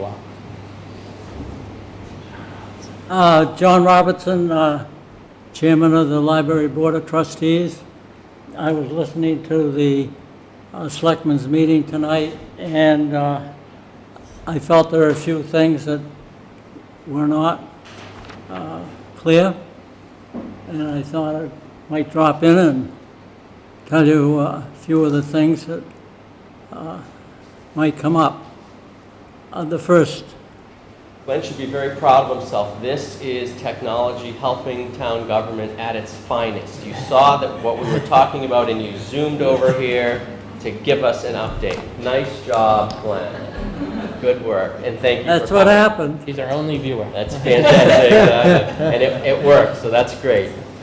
First time we ever know that. That's pretty good. And, yeah, I digress, but thank you. So, the feasibility committee was referred to as a library feasibility committee, which is not. The proposal was a joint feasibility committee. That is a committee primarily with representatives of the library and the selectmen to answer several problems that have come up in town. The trustees wanted to make sure that if they did go ahead with a feasibility committee, that it wouldn't go against anything the town wanted to do. So we approached the town and we had a meeting, and it was suggested among the people at this meeting that we have a joint feasibility committee to investigate several problems that could be combined. The problems, the primary problem was access for the disabled. This is the one that affected the library. Now, we have had a complaint or two, verbal and written, and we've felt we've kicked the can enough times down the street that we don't want to kick it anymore. And the other thing was, and this was another town problem, was the senior center. This was brought to our attention that the senior center contract or lease was going to expire probably in 3 or 4 years. And the question come up, and the town manager said you might be able to get efficiencies if you put the two together. And so the library trustees agreed, let's look into it. And so we went ahead, the library trustees went ahead and voted to join in a joint feasibility committee. But that's our half. The other half would be the Board of Selectmen. And in this, the two primary things, I don't know if you saw the charge. We wrote a draft charge so you people could look at it and understand the problem. I think I read some of it in your most recent email, and then I read the report that was in our annual last year. Basically, this. Yeah, I had read this earlier. We saw what you presented us, so. Yeah. This is the joint, the charge, entitled the charge to the joint committee. Would be what you, it was What you submitted. your plans of what you would like. The what? It was like the plans, your conceptual plans of what you would like to do with the building. No, this is a, Are you talking about the charge of the previous board? No. Or what you're looking for the charge of your next board, the next the feasibility next, board? the joint next board. Yes, we did see that, but I still feel like, my feeling is, we kind of got to go backwards a little bit before we go forward. We all need to be kind of brought up to speed on where we were here, what was found here. You know, we're hearing a lot of different numbers as far as a new build. What square footage wise numbers, renovation numbers, we spoke earlier about, is the new idea to renovate this building. We also see some numbers floating around of 14,750 feet, which is, I'm sorry, square feet, which is a substantially large building for a library. So we hear all these different numbers. That's why we'd like to sit and invite your committee to come and let's have a joint meeting and let's talk about all this. Instead of just kind of spinning our wheels. Basically, we're not asking for any square footage. We're asking for a feasibility committee to determine what square footage should be for a library, for a senior center, and I don't know, there's a question of the recreation committee. Those all have to be determined by the feasibility committee. The library can't tell you, we need 14,000 square feet, 10,000, 8,000. This is the job of the feasibility committee. So you're just looking for one member of our board to be on your feasibility committee? The charge defines who will be on the feasibility committee. Would be We didn't get that documentation. See, and the other thing as well is, in this report, I know we're talking about a joint venture between multiple departments, but in this document that I'm reading, it was concluded that you were looking for a standalone library. So again, this is why I just want to go backwards a little bit before we go forward. all right. That's what I'd like to do. I can't. I think he wants a Okay. feasibility study. There is no hope for a state Standalone. subsidy. That's out. state subsidy. So what the town is going to have to pay for whatever is done. Would you like to? Yeah, I just, because I sat in on the meeting, so I could try to provide some context. The conversation in the end, what we thought was, given some of the concerns with the senior center and some of the rumors out there with Millhouse and what they want to do with that space, that at some point in the future, and maybe it's not in the next couple of years, but maybe it's certainly within the next decade, that the town will have to identify a new home for the senior center. So the conversation that we had was, could we potentially have a feasibility study that would consider the needs of the COA jointly with the library? So we thought, in order to have proper representation, we'd have 2 individuals from the COA, 2 individuals from the trustees, and Kelly, given her role with managing buildings and having led the effort to renovate this building, was willing to also sit on that to try to help facilitate that discussion. So the reason why I was on the agenda tonight was mostly because we wanted this to be an open process, and if other folks in the community thought that they'd like to be a part of this, I think that, you know, the board would want to consider other applicants as well, and not just a very narrow scope.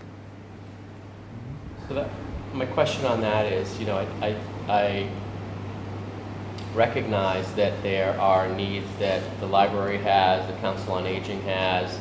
I think today you house the cable committee facility and studio upstairs in the library. So, you know, I would want to ensure that, I mean, this is a space planning conversation, right? So, and it's partly an economic development conversation. So I don't want to just create more committees to discuss things. Like, we want to have a plan so that we can start to implement the plan over the next 5 to 10 years to actually move forward on these things. And so I think that if we're going to look at space in the context of the town making investments, then we should include and look at holistically any space planning needs we would want, not just the library, not just the Council on Aging, not just the cable studios. Like, is there an inventory of what all the space requirements might be over the next 5, 10, 20 years, and what's our plan for each of those organizations and the capacity and the space and the growth, et cetera. Same way we do with the schools, right? We forecast these things and we make sure that we build, and the numbers are right or wrong over the long term, but at least you've got a plan. Should we have something like that? I just wouldn't want to do it for just a small part of the town. I think we should do it for all of our infrastructure. Well, the library trustees, their problem is access for the disabled. We just can't put it off any longer. We've got to do something. This seemed to be a way to do it. Work with the Board of Selectmen. And I think there's other problems in town where you have access for the disabled problems. So, but the particular one, of course, that interests the library trustees is getting into the library, and once you're in the library, to be able to move about. So, I don't see how we can kick the can down the street anymore. Now, I agree with you in the sense it would be nice to have a good plan with everything, but it's so far in the future that it's so frustrating. Yeah. I'm sitting here, I'm frustrated because we want to. Right, and I know you've been talking about, there's been talk of doing something with the library for, I've heard, anywhere from 10 to 15 years. So I recognize that this has been an More ongoing. like 20. More like 20, okay, so that tells you what I know. But the, I think it's really important that we have a sense of what the library trustees want. I had heard maybe a year or so ago that you had done an analysis, so this is a question. Was there an analysis done, an engineering study done, that looked at and evaluated the possibility of taking the existing Racine building and making an investment there that would meet the needs of the library for the future? And what was that done? And if it was done, was it an engineered proposal, and did it include a cost estimate? All right. We had planning and design money from the state. We didn't use it on the feasibility, I say we, the previous feasibility committee did not use it. There was about $9,000 left. We offered to return it to the state. The state representatives through the library commissioners in Boston says there's no way you can return that money. They said you have to spend the money. So we extended the contract for the architect who went ahead and designed 2 options for the Knowlton Ristine building. One option was simply do the first floor to get the disabled into the library.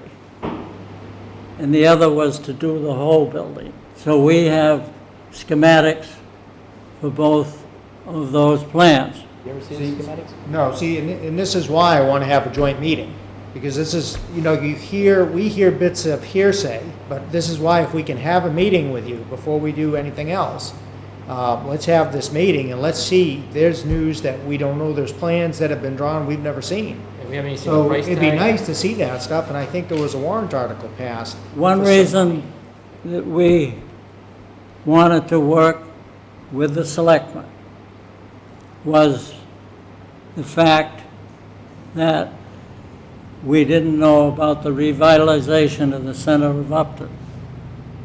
So when this subject was broached, our understanding was that the plan was to tear down Holy Angels, tear down Knowlton Ristine, and add to the property that's already owned. And in doing this, there would be a new structure put in. So if you're going to tear down the Knowlton Ristine building and plant grass there, there's no sense in looking to renovate the whole building or just make the first floor available. Yeah, and I had never heard that proposal. I had never heard that the building was going to be torn down. I think that's part of the speculation. I don't think there's any clear definitive plan for what we're doing with Holy Angels Church, what we're doing with the rest of the downtown area. There's conversations happening, and I think they were partly discussed at the town meeting in the fall. We can talk about them more at the next town meeting, but I think the main thing to know is that there's no definitive decisions that have been made about any of the development downtown, and I think that the Knowlton Ristine building is a key part I of that. understand so- that there's no final decisions Right. made. So I think, Derek, I would love to get your perspective on how communities coordinate these kinds of things where you've got a lot of moving parts and you don't want to hold up making us an investment in something like the Knowlton Ristine building to make it accessible if other things are going to take 5 or 10 years to develop. We don't want to wait that long. At the same time, we don't want to spend money doing remediation if we're going to end up moving the library in another 2 or 3 years. So what's the planning process? Yeah. No easy answer, I know. Yeah, but- I think it's a got tough to be one. done through this board. Right, we have to have those We've conversations. got to be goes back to, we've got to be the guiding hand, really, I think, in a lot Right. of this. It would be my. I think this goes back to Derek's request for a town planner. Well, well, geez, I mean, that takes you back.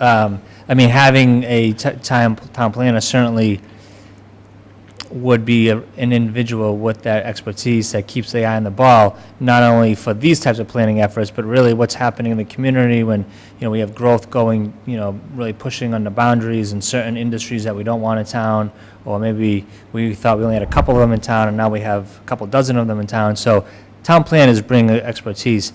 Getting Selectman Simons to your question, that's a challenging question. Like, how do you balance? Because really what he's saying is like, we know we want to do something. It's going to take time. It's going to take resources. It's going to take a lot of planning. And so it's going to take more than a year to 2 years. Maybe it's more like 5 to 7 to 8 years.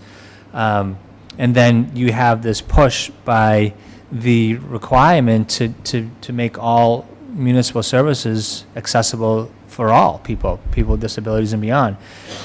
And so right now, we look at Massachusetts communities, I think only a third of them have an ADA transition plan.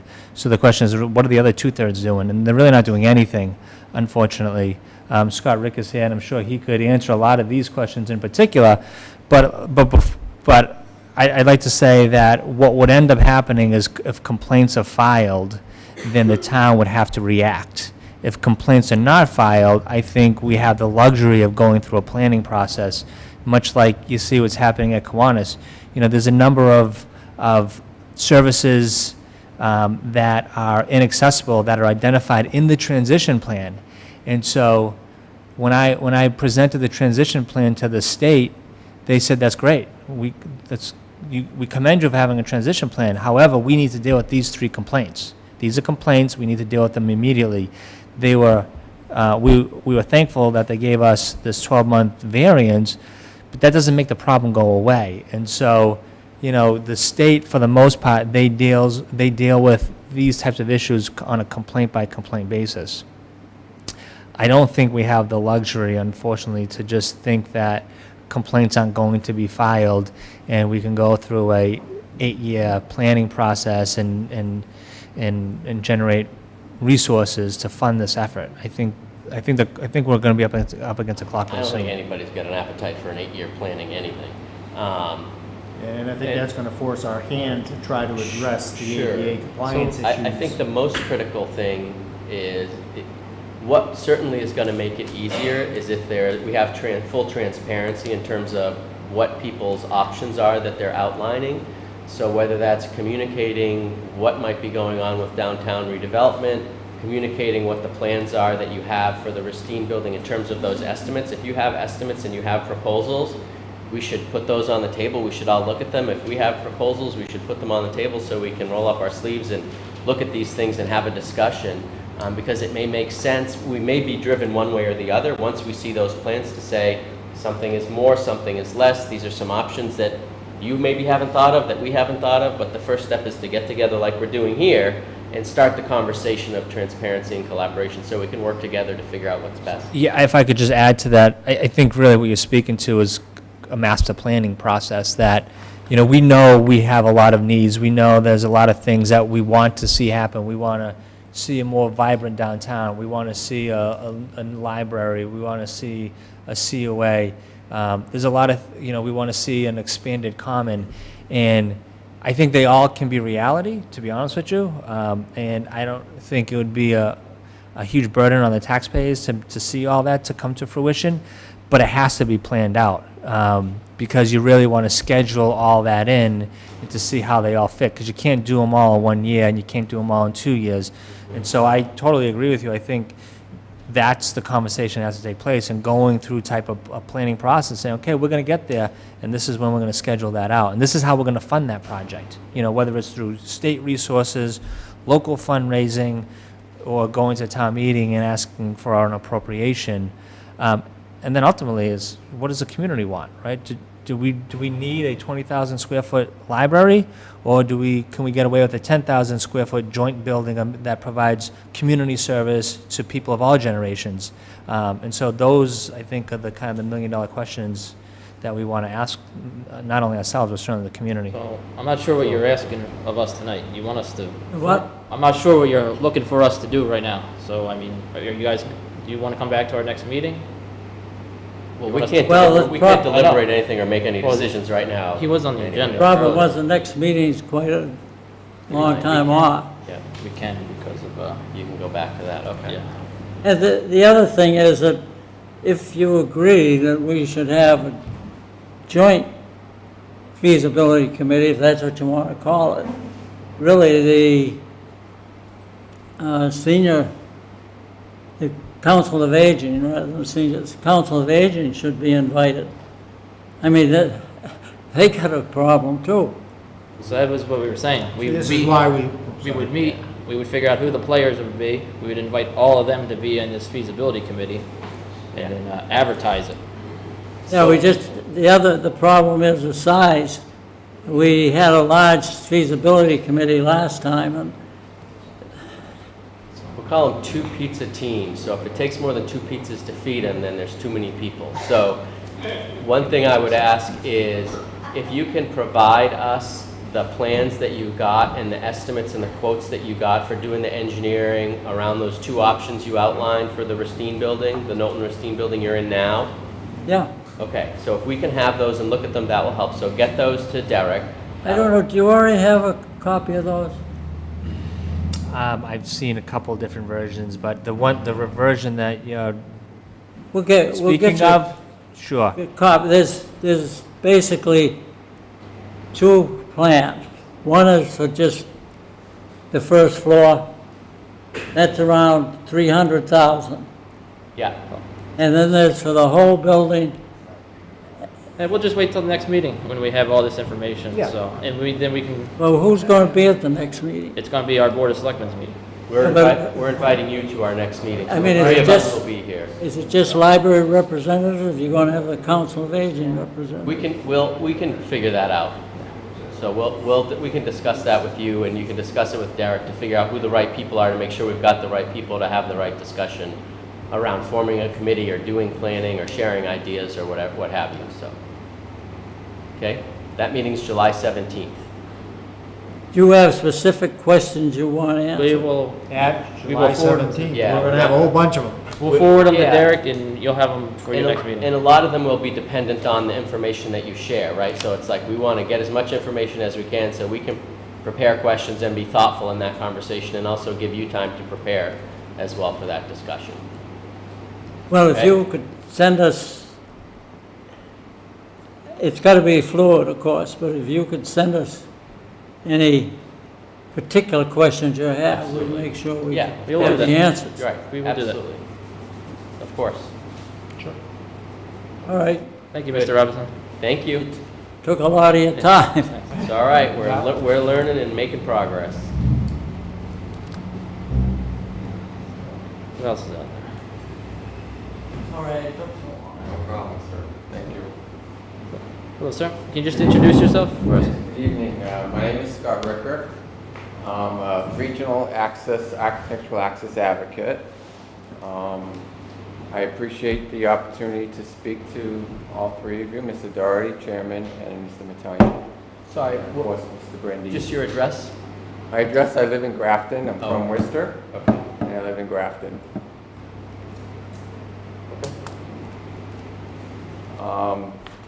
First thing I wanted to speak on was the conversation you were having about the permit process. I personally have heard the Architectural Access Board tell a respondent, a developer, that technically you need a building permit to put a doorknob in. That's how important the permitting process is. It should be covered everything. Technically, maybe not every doorknob or whatnot, but it was just an example that look, when you change something, when you improve something, or when you modify something, 521 CMR, the state building code for architectural access, is going to apply, most likely. And this example was a doorknob. I myself need the flipper levers because the round doorknobs are no longer, accessible. That's how important it is. So to follow a process, it's really important to follow that process to ensure the procurement and the process of ensuring your building inspector understands everything that's happening. So, because it all falls on his desk when it comes down to push come to shove, and the complaints are only there to resolve the issues. And when you have the building inspector reviewing the plans, those complaints won't be there, hopefully. That's what your goal is.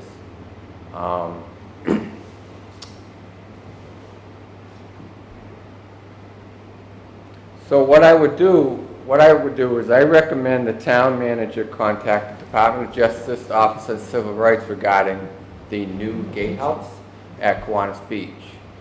I appreciate the service windows were done to better than spec, to be accessible. The rest of the building it should be discussed through the Department of Justice to get that information to understand, because it's not public space. Anything that's public space can and will require compliance to 521 CMR, but anything that's not doesn't. You have to go through the Department of Justice to resolve that. The ramp that was put on was an excellent idea, and it could work for someone if you have an employee that uses a wheelchair that needs to get in that gatehouse.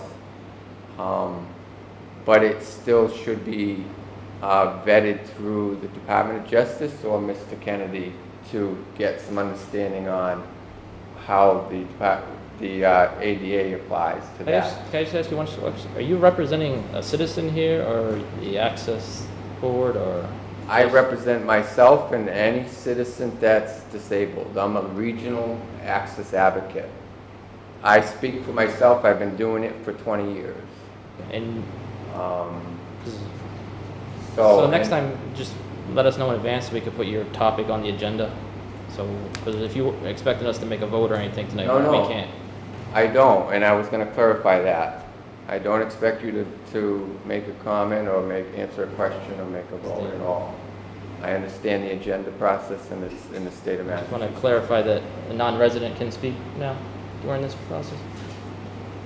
Non-resident, I think historically, the board has used new business as a open session for public comment.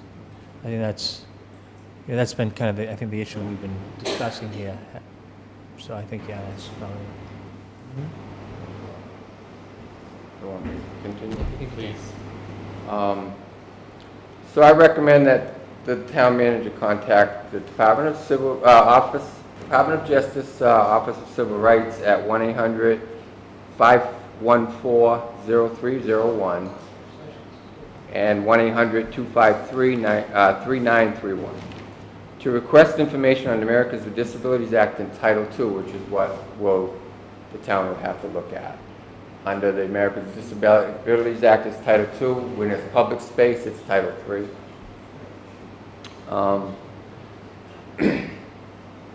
To all public access in Upton town-owned buildings. I also recommend the town seriously consider a full transition plan and a self-evaluation for every building and facility that the town owns.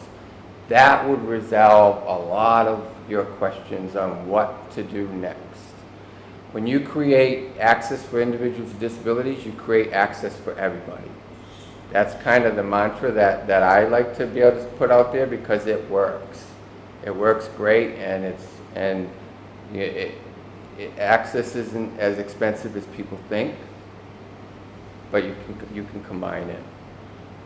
I also recommend the town of Upton manager contact the Massachusetts Office on Disability, James Apria, and his number is 617-727-7440, or Jeff Dugan, the same phone number.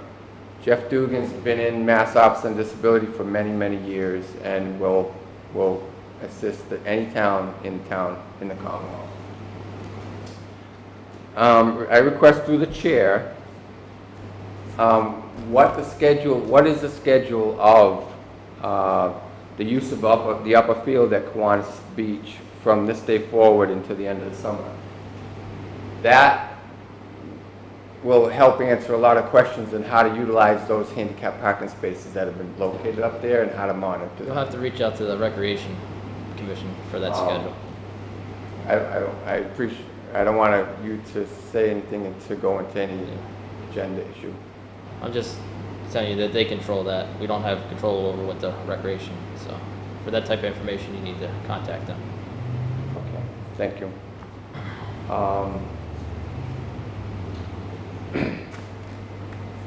I recommend when the field is in use up above, as attendees enter at the gatehouse, there be a notice posted on the gatehouse indicating that there are 2 handicap parking spaces above and they're adjacent to the upper field. If you are going to the upper field and you need that handicap space, you can put in for it, and that way will give the gatehouse employee an opportunity to monitor those 2 spaces. But I also recommend that the gate be left open for both safety reasons and for the attendees to leave when they need be. This gives the town the ability to monitor the handicapped parking spaces completely. Has the town of Upton developed a timeline to address the self-evaluations and transition plan developed by the Center for Living and Working Incorporated and James M. Mazick, AICP Consulting Services for Kiwanis Beach? Does the town have plans to contract out with a consulting service for a town-wide self-evaluation and transition plan? That is critical to, like I said before, to move yourself forward with all these projects. May I interrupt you, Mr. Richter? Sure. You're bringing up a lot of great points. However, this really needs to be an agenda item, because you're throwing out questions and we don't have the questions in front of us. We don't have time to prepare for them or the means to answer the I question. don't want you to answer them, and I want you to, you can provide it to me later. I'm just trying to give some food But can for we thought. get you on the agenda so that we can, I bet you Derek can answer most of your questions. you know, if we can get forward you the on the email. agenda item and actually have you on the agenda, we can kind of address this, you know, a little bit more thoroughly. And for the folks at home, they'll have something. There's a lot of people that are watching, as illustrated by Mr. Robertson, and there's also people that'll watch this tomorrow or the next day. And as these topics are rolling in, it'd be nice to kind of have it on the website so people can share and people can understand, you know, where you're coming from. So I'm kind of thinking that it'd be a good idea to have you back, but if you could forward the questions, the phone numbers, all that information, so that we can post it on an agenda item, and then, absolutely, we'll hand you the table, hand you the mic, and have at it. But the way we're doing this now, it's kind of like you're just kind of running a whole bunch of information at us, and we have nothing to prepare here. You know? So that's what I'm thinking. What are you thinking? I'm clearly have the minority position here, but I'm happy to hear what you have to say. I think this is what public comment is all about. We don't have to try to answer your questions. We don't have to have a debate. You're giving us information. I assume you have a copy of that you can submit to us. Sure. So we can follow on and follow up on whatever the questions and recommendations you have are. And if we need to address anything at a future meeting, certainly we can do that. I also think that this is part of why we want to set up some parameters around public comments so that we can say, you know what, let's get the points out in 5 minutes, let's get them out in 10 minutes, whatever that is. Obviously, that doesn't apply to you. We don't have those rules yet, so you should talk as much as you want, in my opinion, but that's just me. Now, we're trying to move the meeting along, so, I mean, if you would like to be heard out, please reach out to Derek and we'll move you along. I only have a couple more quick sentences if you will let me continue, Mr. Chairman. About 3 minutes. Sure. So the last few things I want to say is consider applying for grants to fund a self-evaluation and a transition plan. See, I know Derek's working on a lot of this stuff, so. Okay, and a municipal grant is available through mass.gov. And I'm sure Derek has looked at a lot of, you know, your city manager has looked at a lot of these issues and a lot of what's offered out there to resolve these things. The municipal grant addresses references the Municipal Americans with Disabilities Act and Improvement Grant Program application. And then last thing here, I put my email address in here, and please contact me with any answers if you want to do so, and or you can move forward with what you have and what you want to do with it. I appreciate your time, and thank you. Thank you. Thank you for your time. If I could, if Mr. Ricker would like to sit down and go through these points with me, I'm happy to meet with him. Great. So your contact information is on that, so. Yes. All right, and if you want to sit down with the town manager, certainly you can do that. He has much more information and can give you answers to some of the questions that you've raised. Sure. And have whatever additional dialogue you want to have. So I would strongly recommend you do that and see if we can help. And I think it's helpful to the town to have some perspective and input on these things, so thank you. Excellent, thank you. See anything else? Can we make a motion to adjourn? Go. Oh, Marcia. Hello. Marsha Keselowski.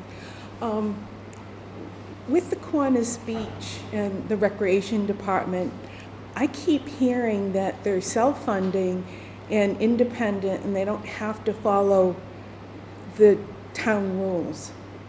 And I'm sure other people in town have heard the same thing. And when I look at the ramp repair and the cost, I know that we allocated funds for a plan for recreation. We allocated money to fix the ramp. And I don't know who came up with the price, but evidently we're short. The fact that they didn't allocate the money they had to spend on the gatehouse to fix the ramp, I think is irresponsible, because Derek went to the state and got an extension to allow us more time to fix the ramp, and they just don't seem to be responsible, handling things responsibly. Now, I know they don't report to Derek, but is there something that we can do in town to make the recreation department report in to Derek? Yeah, we can or dissolve, to the, we can dissolve the recreation board by changing a bylaw. because then at least there'd be some responsibility. The fact that a gatehouse sort of pops up, they're spending this money, but they're asking the town to fund other things and things that are really important, because I'm not sure, but I have a feeling when time runs out, we're going to end up with probably having to pay the state money because we're not doing due diligence in our promises. I mean, something's got to be done. We can't just let them keep doing things. I've been in town for quite a while, but it seems like everything that's being built or done, there's always consequences that the town picks up the bill on, and it's just not right. Thank you. You know, right, and as a board member, we ultimately will be taking the heat. So it's disappointing, really, that we don't have control over those monies, and we don't have control over those processes. So, you know, disappointing is really not the right word I would normally use. I'm dumbing it down a little bit. So we're going to have to look to take some action in the future. Thank you. But I appreciate your concern. Thank you. And Derek, thank you for going forward and getting us the extension. Good evening. I'm Pamela. I live at 4 Hartford Avenue. I just wanted to make a comment about moving the public comment time, if I could, for a second. I think it's a great idea to have your public comments be first. I think changing it to 6:30 is not late enough, because I know what the traffic is like coming down here with the commuters. So when Mr. Simons was talking about having time to have to get home fast, change your clothes, maybe feed a kid or something and still get here, I personally think it's a good idea to try to have public comment first. And I like the idea of, I think you were talking about September, and having it be a period of time where you're trying it out. But if you start saying it's first at 6:30 and then maybe we'll move it to 7 and then wait a minute, I think you're just going to end up with people coming at all kinds of times. Right now, we know that public comment is at the end. So my question is, how would you publicize so that people knew they could, instead of waiting and coming in, they're not like Mr. Robinson. It would be on the agenda. It would be an agenda item. So, our agenda has like 1.0, Right, 2.0. so you're assuming people are going to get on the website, look at the agenda, and know that. Well, if they want to be informed, that's how they get informed. Right. But I mean, how else would you even know the start time, let's just say? Or how else would you know, any of that? You've got to really check it on the website. So I think you're there anyways. It's just a matter of, we'll try 6:30, and maybe, as Gary had suggested, maybe we'd try executive session first. But again, that will be on the website. Right. So you'll be able to, plan your time accordingly. Okay. Hopefully you have time, And I think the point is well taken. I think the goal of the board is to have a consistent time when we meet every 2 weeks, the first and third Tuesdays of the month at X time. Citizens can count on there being a Board of Selectmen meeting. I think the proposal is getting from where we are now to that place is going to take a little bit of tinkering, but I think that you would agree the goal of the board is to create consistency so that people in the town know when the meetings are and can reliably show up without necessarily having to go to a website or see the agenda. If they just want to show up, they know first and third Tuesday, 7 o'clock, they're going to come in here and we're going to be sitting here having a meeting. So it's going to take time to get there, but I think that's the goal. Because right now, I didn't know if we could use the lights. Right now it's signs. right now it's Also tell people in town. sure. Right now it's very much a moving target when these meetings are. Thank you. Thank you. See nothing else. Take a motion to adjourn. Okay, make a motion to adjourn? Second. Unanimous action. Need your signatures.